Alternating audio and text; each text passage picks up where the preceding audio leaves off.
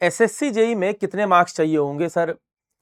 कभी सिविल से ये सवाल आता है, कभी मैकेनिकल से, कभी इलेक्ट्रिकल से, क्योंकि तीनों ब्रांचेस के अपने अपने कट ऑफ है। हालांकि इसमें देखें मैकेनिकल इलेक्ट्रिकल की कॉमन है और सिविल की अपनी अलग कट ऑफ है, और उसमें भी हर डिपार्टमेंट की अलग जाती है। भाई सीपीडब्ल्यूडी चाहिए किसी को एमईएस चाहिए, किसी को सीडब्ल्यूसी चाहिए, किसी को बीआरओ चाहिए, और इसके अलावा भी कई सारे डिपार्टमेंट हैं। अब आप सोचेंगे कि सर आपने तो यहां सिर्फ 4 दिखा रखे हैं। देखिए उसका एक रीजन है। रीजन ये है कि अगर मैं किसी से भी अभी आपसे पूछूंगा कमेंट सेक्शन में, भाई लिख दो आपको कौन सा डिपार्टमेंट चाहिए, तो जिसको थोड़ी भी जानकारी है, ठीक है ना, या मैं कह रहा हूं जिसको नहीं भी है, वो यही लिखेगा सीपीडब्ल्यूडी। और कोई कहेगा यार मेरे मार्क्स इतने नहीं भी बन पा रहे हैं, तो चलो मेरे को कोई तो मिल ही जाए। तो कोई तो मिल ही जाए में क्या है कि सबसे कम नंबर में अगर कोई मिल भी सकता है एक बार को, तो वो बीआरओ है। और इसके लिए भी कोई कम नंबर नहीं चाहिए होते हैं, अच्छे खासे नंबर चाहिए। बस कंपेयर कर रहे हैं कि भाई बाकी सारे डिपार्टमेंटों में अगर कोई सबसे कम नंबर पे मिल सकता है तो वो बीआरओ है। तो मैंने कहा क्यों ना ऐसा किया जाए, हर एक डिपार्टमेंट की जब हर साल की अलग अलग कट ऑफ होती है, तो सबसे प्रीमियम डिपार्टमेंट का डिस्कशन कर लें। उसके अलावा भाई सीपीडब्ल्यूडी के बाद सबसे ज्यादा चॉइस भैया बच्चों की एमईएस सीडब्ल्यूसी रहती है, तो क्यों ना इसको डाल लें। और क्यों ना बीआरओ, जो सबसे कम नंबर पे अगर कोई मिल ही सकता है तो बीआरओ मिल सकता है, उसको रख लें। अगर आप इनको अटेन करने में सक्सेसफुल रहे तो आप किसी भी डिपार्टमेंट को पा सकते हैं, क्योंकि अगर आप इसको पा पाए तो ये लास्ट ही डिपार्टमेंट है, इसके बाद तो इससे कम नंबर में तो आपको कोई मिलेगा ही नहीं। और जितनी ऊपर जाएंगे फिर सीडब्ल्यूसी एमईएस मिलता चला जाएगा, और सबसे ऊपर नंबर तो भाई साहब सीपीडब्ल्यूडी का ही आता है। अब सवाल बनता है कितने नंबर पर मिलेगा। देखिए एक चीज मैं बहुत क्लियर कर देता हूं, डिपार्टमेंट कई सारे हैं, लेकिन 3 डिपार्टमेंट ऐसे हैं जिसमें कि 2 साल का एक्सपीरियंस बीटेक वालों को, सॉरी डिप्लोमा वालों को चाहिए होता है। बीटेक वालों को कोई एक्सपीरियंस किसी भी डिपार्टमेंट में नहीं चाहिए। देखिए 0 ही चल रहा है बीटेक में लगातार, लेकिन डिप्लोमा वालों के लिए एमईएस बीआरओ और मैकेनिकल में और इलेक्ट्रिकल में कॉमन आता है नेवल, ठीक है ना, उसमें 2 साल का एक्सपीरियंस चाहिए होता है। ठीक है, तो ये 3 डिपार्टमेंट डिप्लोमा वालों से कम 2 साल का एक्सपीरियंस मांगते हैं।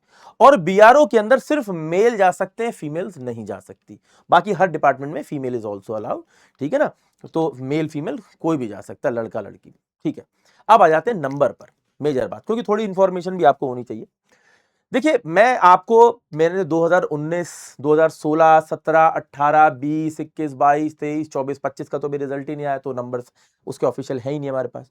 मैंने करीब 2019 से 24 का डेटा लिया, उसका एनालिटिक्स अपने सिस्टम में किया कि भाई कितनी कट ऑफ जा रही है, कितनी कट ऑफ किस कैटेगरी में जा रही है, ओवरऑल कितने नंबरों की जरूरत पड़ती है, तो एक ट्रेंड निकल कर आया। सबसे पहले सिविल का ट्रेंड दिखाता हूं, फिर मैकेनिकल इलेक्ट्रिकल का दिखाऊंगा। सिविल में ये देखने को मिला कि भैया देखिए 2 तरीके से आप देख सकते हैं, या तो टॉप डिपार्टमेंट या बॉटम, उसके बीच में ही आते हैं सारे। तो मैंने देखा सीपीडब्ल्यूडी जो सबसे प्रीमियम डिपार्टमेंट है, 2019 में इसकी कट ऑफ 362 जाती है 500 में से, क्योंकि सीबीटी 1 200 नंबर का, सीबीटी 2 300 नंबर का, टोटल मेरिट बनती है 500 में से। ठीक है, तो भाई 362, 306, 346, 400, हर ईयर में अलग अलग कट ऑफ जा रही है। और आप वहीं पर देखिए जहां पर ये 362 पे थे, ये 319 पे था, कि कम से कम 319 नंबर चाहिए थे 2019 में, 264 चाहिए थे, मतलब 300 से नीचे भी मिलता है, लेकिन ये तब होता है जब कट ऑफ बहुत लो चली जाए, ठीक है ना। और यहां पर देखिए, यानी कि बीआरओ भी 375 तक पहुंच जाता है, जहां पर हम एक्सपेक्ट करते हैं कि यार कि सीपीडब्ल्यूडी हमें 350 के आसपास मिल जाए, वहां पर आप देखिए 2024 में 400 नंबर पे मिला था। अब इसके कारण बहुत सारे हो सकते हैं, लेकिन अभी बातचीत कारणों पे नहीं चल रही, अभी बातचीत चल रही है कि कितने नंबर पे मिल सकता है।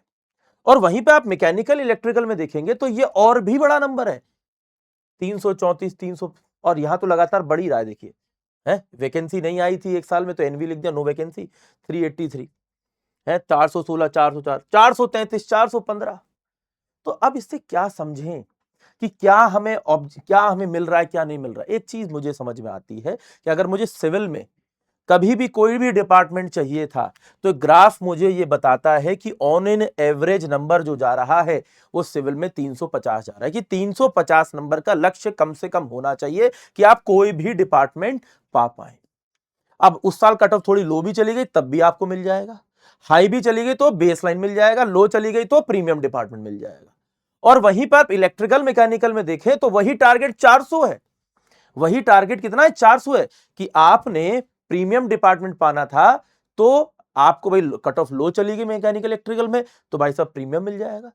अगर बहुत हाई भी चली गई तो बेसलाइन बीआरओ जैसा मिल जाएगा। यानी कि टारगेट आपको सेट करना पड़ेगा कि भाई सिविल के अंदर अगर किसी भी हालत में आपको कोई डिपार्टमेंट चाहिए तो भाई बेसलाइन डिपार्टमेंट का कई साल का एवरेज 330 340 पर है, तो टारगेट 350 पर रहा, क्योंकि ये बेसलाइन डिपार्टमेंट ऑब्टेन करने में आपकी हेल्प करेगा। ये कोई भी बीच के जितने डिपार्टमेंट आ रहे हैं, CWPRS, NTRO, फराखा बराज प्रोजेक्ट और फिर CPW अल्टीमेट गोल हो गया, ठीक है ना। फिर वहां पर आपका टारगेट 380 400 होना चाहिए। किसी भी हाल में आप देखिए एवरेज 350 से नीचे नहीं जा रहा है कि नहीं। और वहीं पे इलेक्ट्रिकल मैकेनिकल में आप देखें तो यहीं पर क्या है, 400 प्लस की ही कैटेगरी है कि भाई साहब आपको BRO MES तक भी चाहिए तो 400 415 नंबर आपको खींचना ही है, और अगर उससे भी ऊपर जाना है, फिर प्रीमियम में चला जाना है तो 420 के ऊपर चले गए, यानी कि 400 का टारगेट तो है ही है। तो अपना मीटर सेट कर लीजिए, सिविल में 350 प्लस का और इलेक्ट्रिकल मैकेनिकल में 400 प्लस का। अब देखिए कई बच्चे कहेंगे कि सर आपने तो बोल दिया, लाना आसान थोड़ी होता है। बेटा ये तो ऑफिशियल फिगर है, हर साल बच्चे ला रहे हैं, इसीलिए ये नंबर बन रहे हैं, ये मेरे कहने से नहीं बन रहे हैं। आप समझ रहे हैं? सिंपल सी बात यह है कि मेरे को मेहनत करके आपको पढ़ाना होगा और आपको मेहनत करके पढ़ना होगा, हम दोनों की ही अप्रोच से मिलकर यह पॉसिबल है। अगर आपने अभी तक अपनी तैयारी नहीं भी शुरू करी है, कोई बात नहीं, आप अभी से शुरुआत करिए, ठीक है ना। 6 महीने मन लगाकर पढ़िए और फिर पेपर दीजिए। कैसे नहीं आएंगे, जब दुनिया के आ सकते हैं तो आपके भी आ सकते हैं, ठीक है ना। क्योंकि सिलेक्शन उसको नहीं मिलता जिसको सिलेक्शन चाहिए, सिलेक्शन उसको मिलता है जिसको चाहिए ही चाहिए। अब इन नंबरों से आपके पास दो चॉइस है, या तो आप डरिए और पीछे बढ़िए, और या फिर हिम्मत दिखाइए और आगे बढ़िए। और रास्ता मुझे लगता है सिर्फ एक ही है, आगे बढ़ने का। तो मेहनत करते चलेंगे। बाकी आपको किसी भी सपोर्ट की जरूरत है, आपको तैयारी करने की जरूरत है, कोई भी आपको चीज लगती है, आपको स्क्रीन पर हेल्पलाइन नंबर दिया गया है, इस नंबर पर आप कॉल कर सकते हैं।